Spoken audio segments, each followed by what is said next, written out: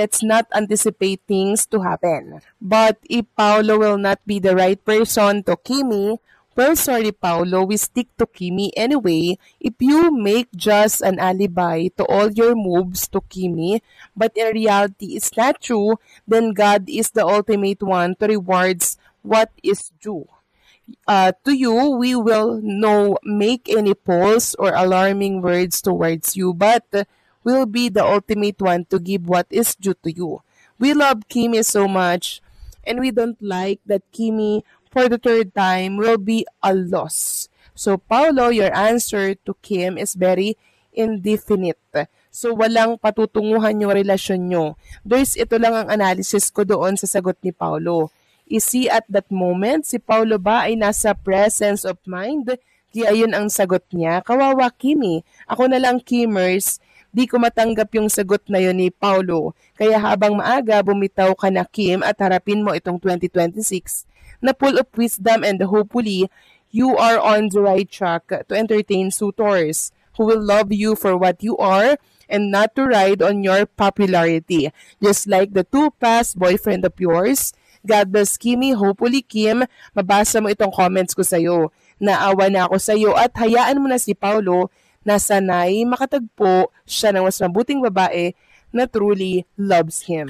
So ipapaliwanag ko lamang po ginang Norma Dayag. Ito po kasi yung ini-issue ngayon sa X. So possible, ito po yung analysis ko, possible na out of the blue si Paula Avellino nung time na yun kaya hindi po accurate yung sagot niya mga kakimpaw sa sinabi ni Chinita Princess. Siguro hindi lang po naayos din ni Paula Avellino yung pagsasalita niya kasi sabi ni Paulo, syempre ikaw, kasi ikaw lagi kitang tinatawag na kaduwet. Kasi kung hindi si Chinita Princess, hindi po si Kim Chiu yung lagi niyang kaduwet, di ba? Ganun lang yon. So para sa akin siguro medyo na out of the blue lang talaga si Paulo Avellino kaya niya yun nasabi. Kaya hindi niya po naayos yung kanyang mga wording doon na siyang binigyan ng issue ng mga bashers dito po sa X.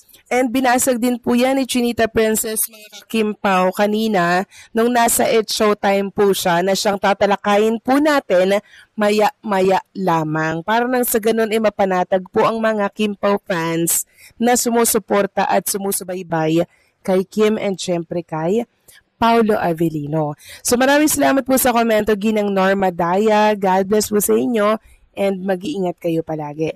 So ito na nga pag-usapan na natin mga kakimpaw ang mga topic po na nakalap natin sa hapong ito ng Webes. So kanina nga po present si Chinita Princess sa It's Showtime. Suot niya nga po yung napaka-sexy na OOTD color black na top. Tapos naka-mini skirt na may paslit siya dyan. Sobrang ganda and parang wala siyang problema. Sobrang galing niyang magtago ng problema mga kakimpaw, no? Sabi nga dito ni Blue Jeans, the way she carries herself is what truly makes her outfit stand out. It's not just an attire. It's a mix of style, personality, and confidence. I can get enough of this look. Sobrang hot ni Chinita Princess mga kakimpaw na nakakatuwa. Samantalang pag-usapan naman natin ang tungkol nga dito sa ganap kay Paulo Avellino this coming December 13, 2025. 7 p.m. yan, gabi na naman. Dito po yan sa Narbacan Tobacco Farmers Tourism Park and Commercial Complex. For the Miss Narbacan 2025 Coronation Night, imbitado po si Paulo Avellino dyan mga kakimpaw. And sabi nga dito ng Municipality of Narbacan Philippine Information page, 4 days to go before the crowning of Miss Narbacan 2025. The competition is getting even hotter as our gorgeous candidates turn in their swimsuit photoshoot, radiating confidence, beauty, and elegance in every frame.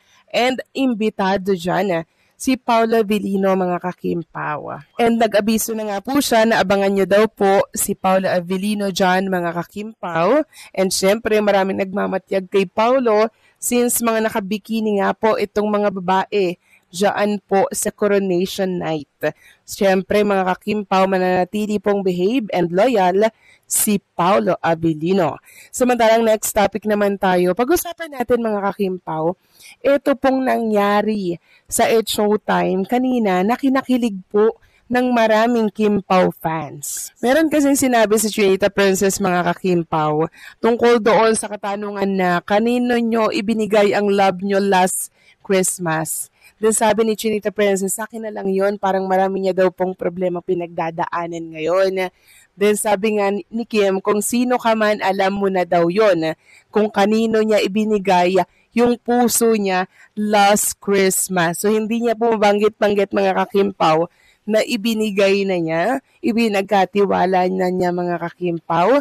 Pag-aari na po mga kakimpaw ni Paolo Abilino ang puso ni Chinita Princess. Siguro bawal lang talaga munang umamin ngayon mga kakimpaw kasi alam naman natin na pag umamin na mga kakimpaw, nababawasan po yung tinatawag na chemistry. So another pag-amin na naman to mga kakimpaw ni Chinita Princess, isang patunay na meron na pong nagmamay-ari ng kanyang puso.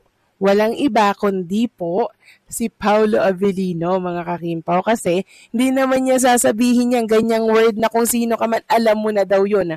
Kung sino ka man alam mo na yun. So ibig sabihin meron ngang nagmamay-ari. Hindi niya lang talaga masabi-sabi mga kakimpaw kung sino, pero alam na po natin kung sino yon. Basta alam na natin yun mga kakimpaw, sa kilos pa lang po nilang dalawa, alam na po natin yon. Ganyan naman lagi si Kim and Paolo Abilino eh. Gusto po nila ng privacy. Privacy mga kakimpaw is very powerful. Diba? Isa po kasi yan sa magagamit ng kaaway once na hindi mo pinahalagahan yung privacy. Si Paolo Abilino, sobrang ingat po niya na sa privacy to the point na ayaw niya pong ipaalam sa lahat kung anong meron sa kanila. Diba? Gusto niya sila, sarili niya lang. Gusto niya silang dalawa lang po yung nakakaalam. Kasi silang dalawa lang din naman po ang nagkakaintindihan dito. Yung nakikita natin kay Kim and Paolo Abilino sa action nila, yun po yung resulta ng pagmamahala nilang dalawa. Diba mga kakimpaw? Hindi naman mangyayari yung ganyang kilos kung walang love to each other. Diba na nagko-connect sa isa't isa. Kung totoo nga ang balitang ito, masasabi nating isa itong makabagbag damdaming yugto sa buhay ni na Kim Chiu at Paolo Abilino. Si Kim, nakilala sa pagiging matatag, maamong puso at palaging may magandang disposisyon sa kabila ng mga unos sa kanyang personal na buhay, ay muling nagpakita ng katapangan. Ang katapangan na magmahal ulit. Hindi madaling ibigay ang puso lalo na kung maraming pagsubok ang dinaanan. Pero kung si Paulo ang napili at pinagkatiwalaan niya, ibig sabihin malalim at totoo ang nararamdaman niya. Samantala, kilala si Paulo bilang isang tahimik, reserved, pero sincere na tao. Hindi siya tipo ng lalaki na basta-basta nagpapahayag ng nararamdaman sa publiko. Kaya kung umabot sa punto na pinahalagahan at pinrotektahan niya ang puso ni Kim, malaking bagay iyon. Ibig sabihin nakikita niya ang halaga ng pagkakaroon ng isang taong nagbibigay sa kanya ng saya, inspirasyon at stability. Ang balitang ito ay hindi lang tungkol sa kilig, kundi tungkol sa growth, healing at teaming. Pareho silang dumaan sa kanya-kanya nilang laban. Pareho silang nasaktan sa nakaraan, pero heto ngayon, unti-unti nilang binubuo ang isang koneksyong mas matured, mas grounded at mas totoo. Kung ibinigay na ni Kim ang puso niya kay Paulo, masasabi nating handa na siyang magtiwala ng buo. At mukhang handa rin si Paulo na alagaan ito. Pwede natin sabihin, perfect timing. Minsan dumadating ang tamang tao kapag handa ka na ulit magmahal. Emotional growth. Parehong nag-mature, parehong mas may lalim ang perspektiba sa relasyon. Support system. Kitang-kita na naging malaking suporta sila sa isa't isa nitong mga nakaraang buwan. Natural chemistry. Ang closeness nila, on-cam man, off-cam, ay hindi pilit at hindi scripted. At higit sa lahat, kung saan masaya si Kim at Paulo, doon din masaya ang supporters nila. Dahil sa huli, ang pagkarotoong pagmamahal ay isa sa pinakamagandang biyaya na pwedeng matanggap ng isang tao. Ang balitang ito ay tila isang pelikulang unti-unting nagiging realidad sa harap ng publiko. Si Kim Chiu na napakaraming pinagdaanan pagsubok sa pamilya, mga kontrobersyang dumaan, at mga personal na sakit na halos bumiyak sa kanyang puso, ay muling makikitang nakangiti at tila mas magaang ang paghinga. Bakit? Dahil may isang taong nagbigay sa kanya ng lakas, ng kalinga at ng katahimikang matagal niyang hindi naramdaman, si Paulo Avellino. Hindi biro ang ibigay ang puso para kay Kim. Isa siyang taong marunong magmahal pero mas marunong masaktan. Kaya kung totoong naibig niya ito kay Paulo, malaking hakbang iyon. Ibig sabihin, hindi lang basta pagkagiliw o simpleng kilig ang nararamdaman niya, kundi tiwala, respeto at yung pakiramdam na safe ako sa taong ito. Si Paulo naman, nakilalang mahiyain pagdating sa love life at hindi basta nag-o-open ng puso sa publiko, ay tila unti-unting lumalabas sa kanyang shell.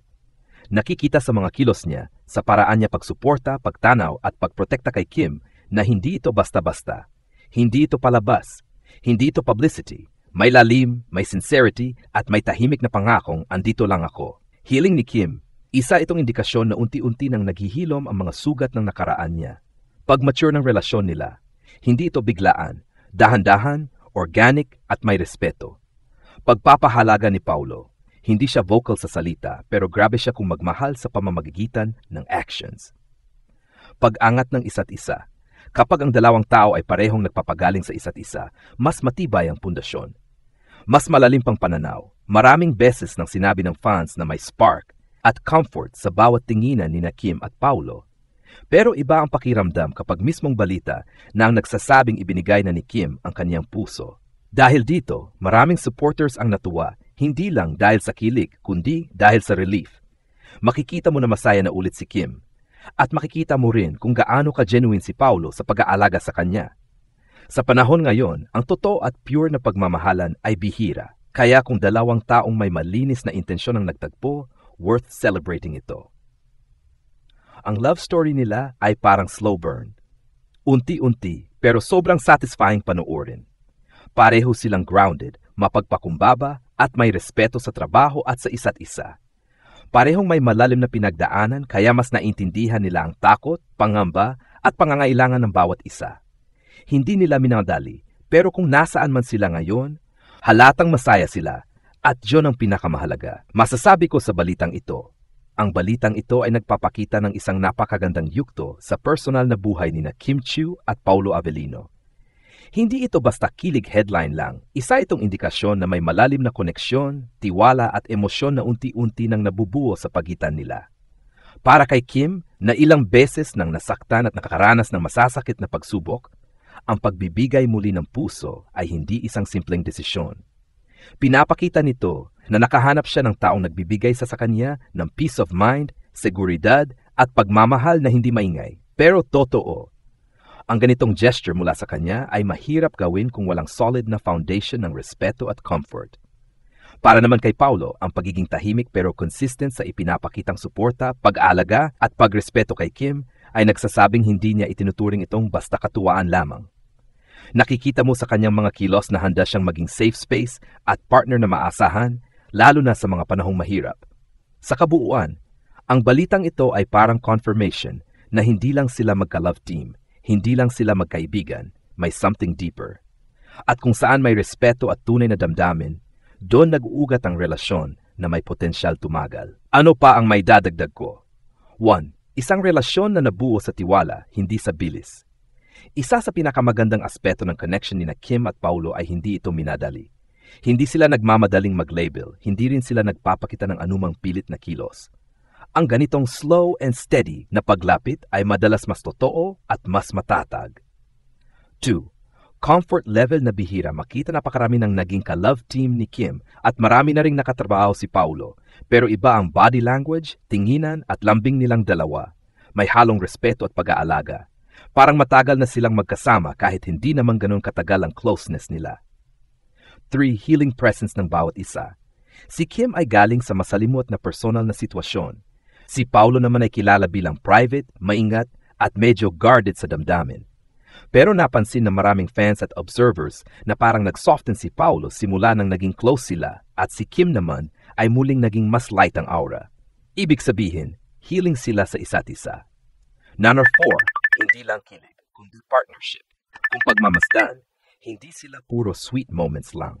Marami silang pinapakitang maturity. Hindi sila nagmamadaling magpa-interview tungkol sa status, pinoprotektahan nila ang isa't isa sa mga issue. Mas inuuna nila ang respeto kaysa sa hype. Nagsusuportahan sila sa career at personal growth. Ito ay indikasyon ng mature love, hindi adolescent romance. 5. Masaya ang fans. Dahil totoong masaya. Sila ang pinaka-essence ng lahat ng balitang ito ay simple. Masaya si Kim at masaya si Paulo. At kapag ang dalawang taong mahal ng publiko ay nakikitang masaya, natural na sumasaya rin ang buong fandom, lalo na ang Kim Pao supporters. Nararamdaman nila na hindi ito scripted o pang-promo lang. Ramdam nila na may authenticity sa mga pangyayari. 6. Posibleng simula ng isang mas malalim na yugto. Hindi man nila sinasabi ng diretsahan, pero ang ganitong uri ng closeness at emotional connection ay madalas humahantong sa isang mas seryoso at mas committed na relasyon, private man o public.